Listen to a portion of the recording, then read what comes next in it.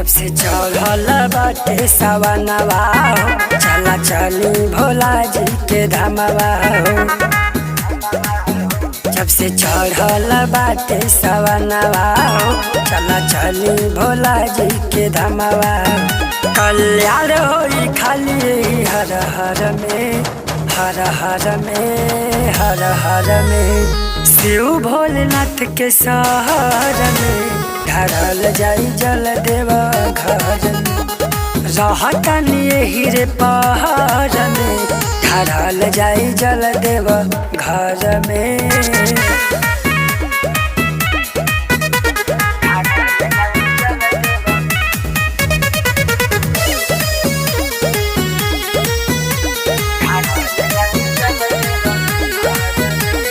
सुल्तानगंज से जलवा उठाई, भंगिया मिलाई के तोह पे चढ़ाई।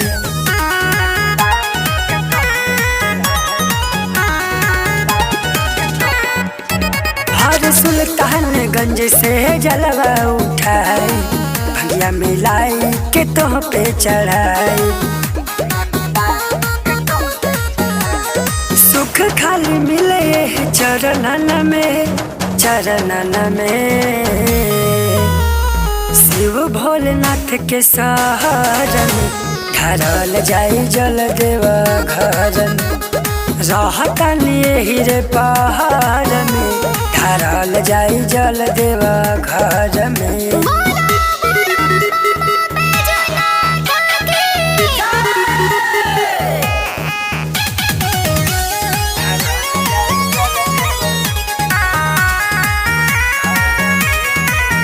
हर सचिन सवरिया के संगे ले जाई, धनंजय भैरव से भजन सुनाई।